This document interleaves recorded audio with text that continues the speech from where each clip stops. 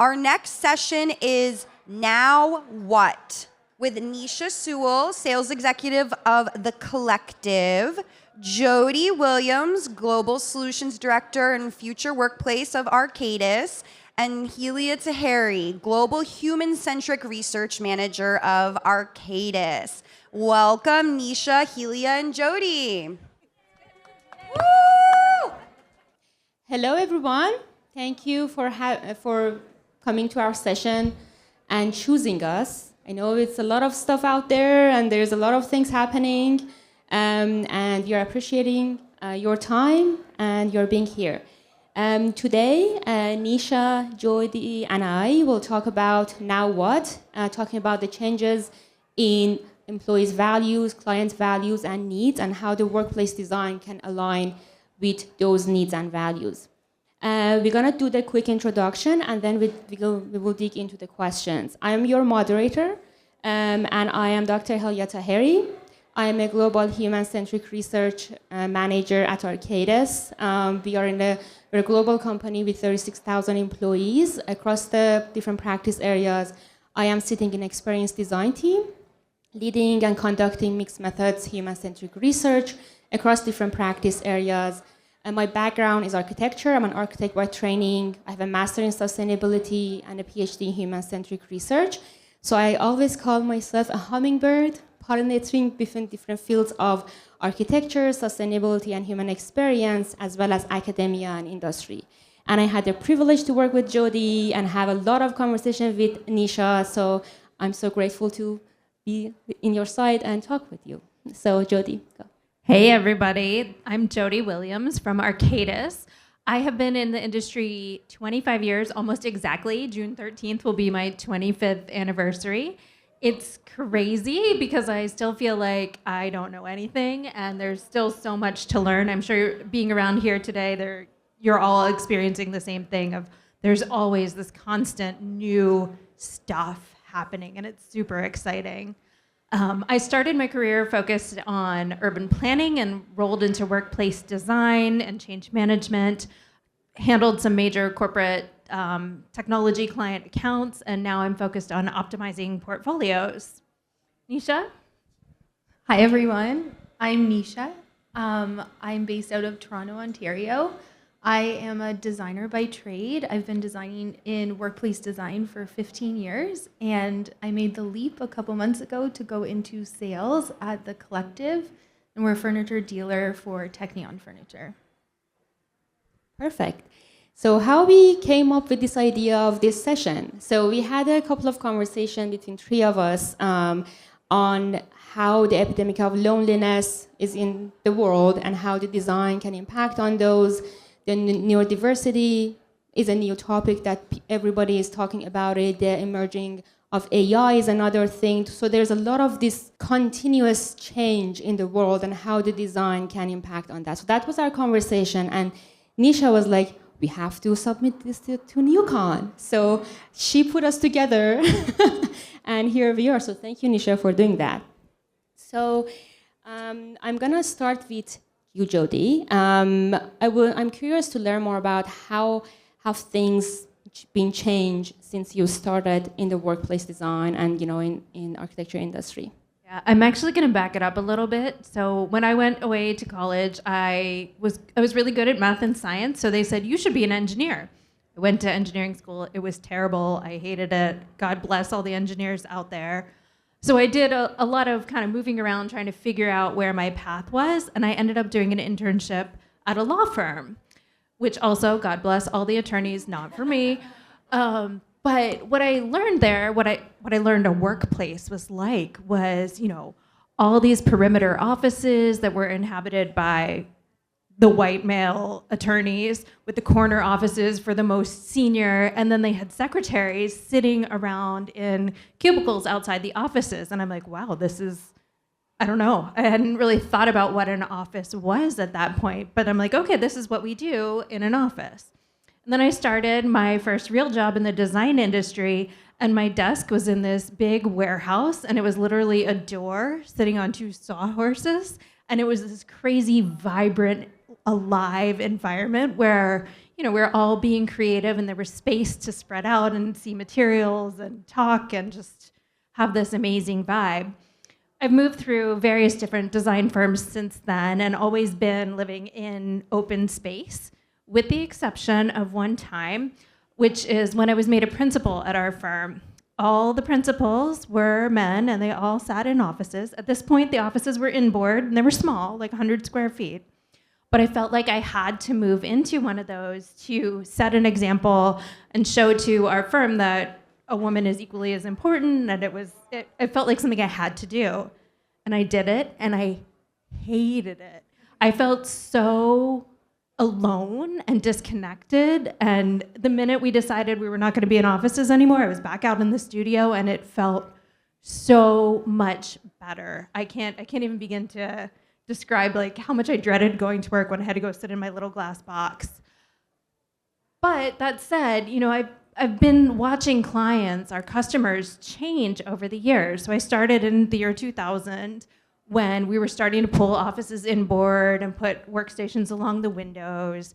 In the early aughts, we started to see more people moving towards satellite offices, towards hoteling, towards this new workplace strategy stuff, which was really fun. And that continued to evolve over the next, 10, 15 years. Then we hit the pandemic and everything blew up and went crazy. And now we're starting to find our new normal again. So it's been really fascinating. I think one of the most interesting, there are two super interesting changes to me along this kind of pathway. One is about sustainability, right? So we started talking about sustainability kind of seriously in the early 2000s. That's when LEED came to be. But it's really starting to permeate the industry in all kinds of different ways.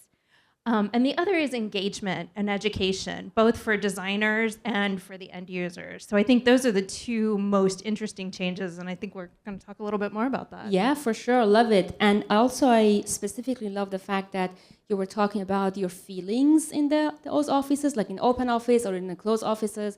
And I think that that's what we want to talk about, like how the design actually makes you feel in the space and how we can make people feel better in the spaces. So what about you, Nisha? Well, I joined shortly after Jodi. I have about 15 years experience. So 15 years ago when I started, things felt very structured. When I was learning how to space plan, each employee was given a dedicated amount of square footage, and the ratio of square foot per person to collaboration space was very determined. And almost every client was the same, with the exception of a few people, but they were in and around the same number. And now, similar to Jodi, everything was moving toward hoteling before the pandemic, but pandemic really kickstarted everyone into hoteling, and now there's a lot more collaboration space. And that number of square footage per person and the ratio of desk to open collaboration space is very ambiguous, and there's like no real answer to any of the problems right now. So we're trying to find some grounding in research and try and make informed decisions to give some certainty to decision makers. Perfect. And I'm gonna stay with you, Nisha, on the next question, which is more about the values and needs. I'm curious, what are the changes in clients' and employees' values and needs have you seen in the past 15 years of your practice? I think my answer is a little bit about life as much as it is the office right now. I'm reading a book called The Anxious Generation, and it's all about how much technology is impacting children's brain development and childhood in general. And it's so interesting because I think at the end of the day, I'm reading about how much social media and the virtual world is impacting us and how much time we're spending away from human to human contact. And I think I'm just a big kid, and probably my brain's been impacted as much as these children have been. And it's causing some pretty big problems, like increased levels of anxiety, depression, and suicide. And it's a real problem that I think we're feeling in the workplace. Like I notice all of those things.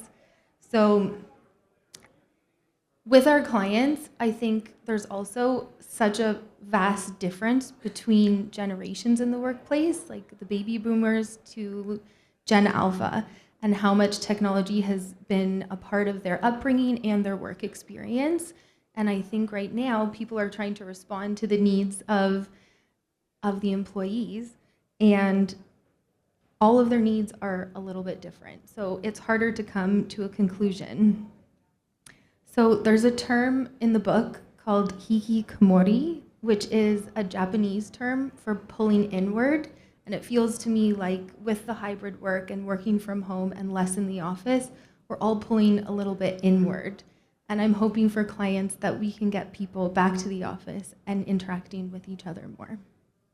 That's brilliant. And also, I want to add to your point in terms of pulling inward. And I think that brings the conversation about the whole person approach. We are not just employees, we also are moms, dads, we are human beings. We have social needs, we have mental needs, we have physical needs. And I think that looking into the people from the whole person approach is the key to make people more healthier, productive, engaging in our workplaces. What about you, Jodi? How the values have been changed? Yeah, so when we started talking about this, it made me think back again to working, in the law firms and being in this place where everything was super individualistic and really competitive, and there was a clear path, and you go through these steps and you get everything. And when I moved into the design field, and I don't know how much of this is changing values between fields and how much of this is just evolution of humans, but I was introduced to this book called She Wins, You Win.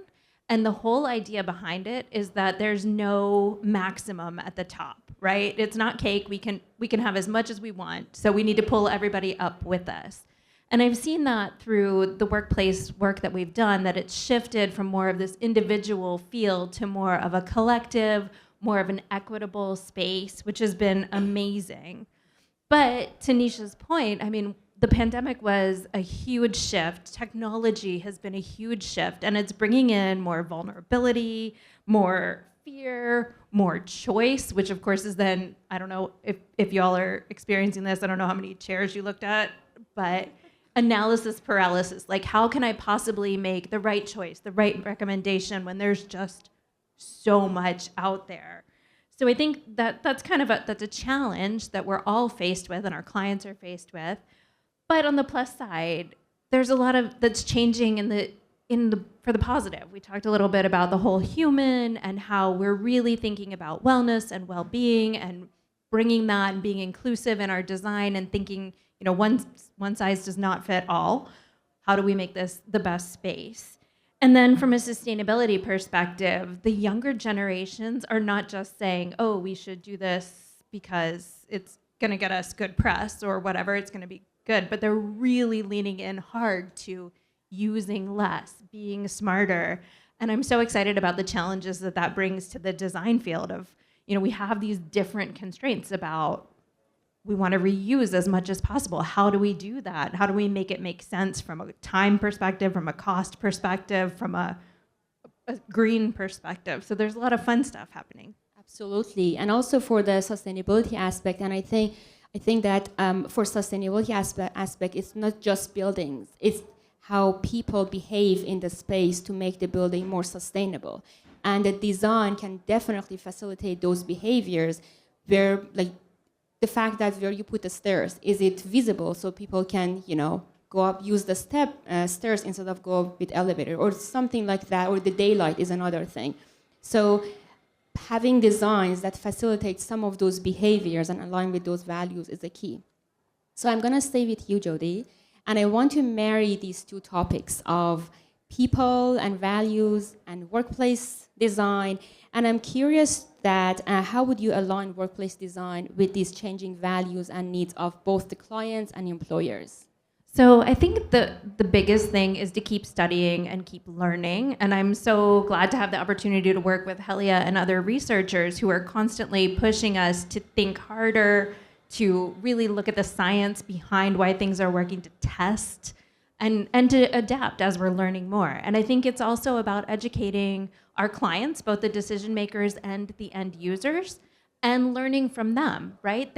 Each one of them has an individual, unique, correct lived experience, and we need to listen to that, hear that, but also share with them why we might make a decision that doesn't align with whatever they think.